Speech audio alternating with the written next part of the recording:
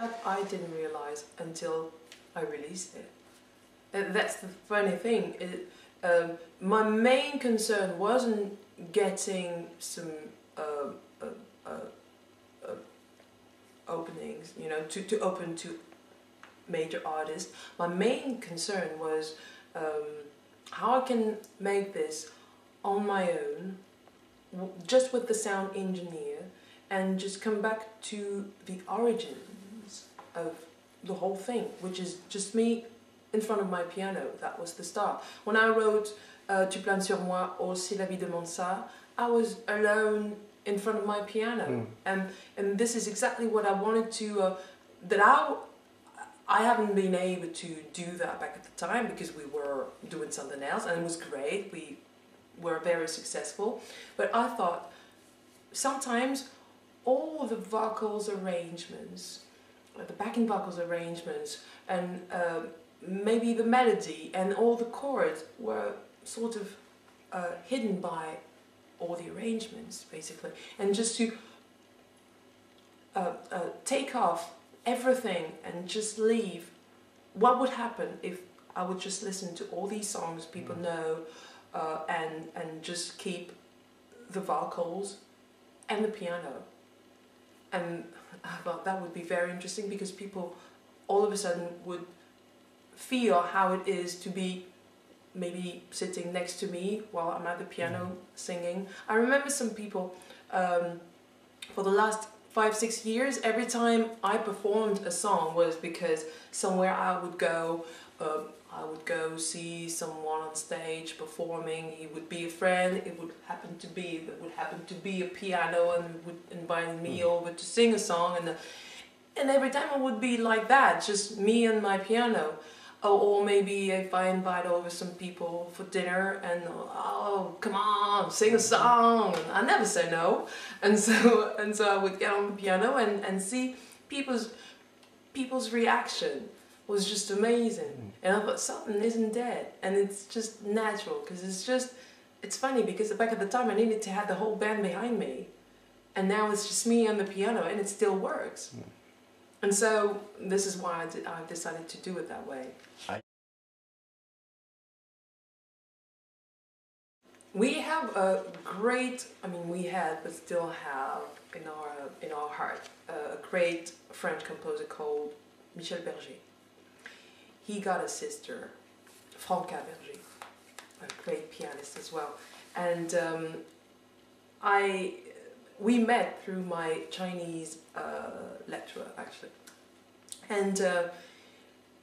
And while we were having dinner, there was a piano in the apartment, and Franca said, well, I'd like to hear you sing, I'd like to hear your voice, and just go and sing a song for me.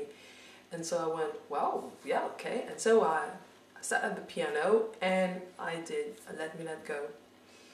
And she said, hang on, you told me that you did not want to record anymore, that you wanted to stop, you've stopped your career back 7-8 years ago, and you don't want to perform anymore. I said, yeah, you know, it's behind me, and blah, blah, blah. And she went, you have no right to do something like that. You should be ashamed of yourself.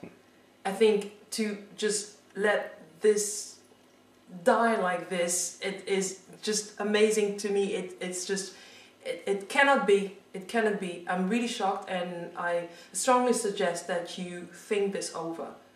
And I really repressed tears, because when she said that, it was like she was forcing a way in into my heart, into my soul, while I was trying to hide all those feelings, all these things that made me get on stage or made me write a song, basically. And so I didn't sleep that night, and this is basically pretty much when I've decided to come back, basically.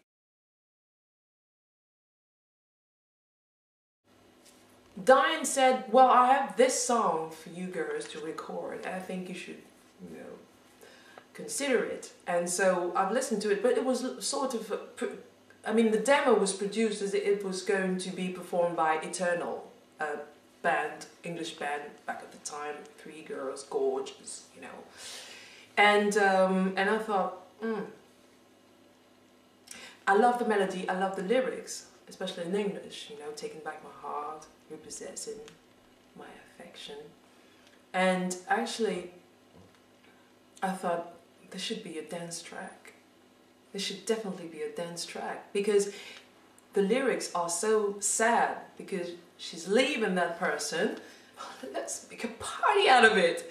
And so that's what I did. So I did new arrangements to the track. And I think when it came out, well, it was successful here.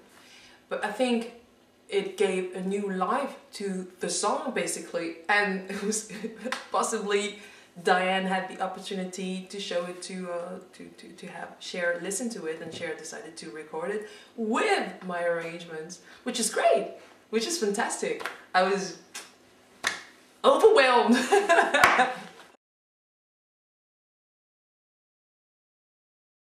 In fact, the new album is sort of a journey through soul music, let's say, from soul, blues, from end of 60s till beginning of the 80s. And so there's a track that will sound or remind a bit of Gilberto Gil, you know, or there's a track that will possibly make you think about Bill Withers, or maybe James Brown. But overall, I'd say that vocally, my main inspiration would be Minnie Riperton, because Minnie Riperton is, to me, the greatest of the greatest.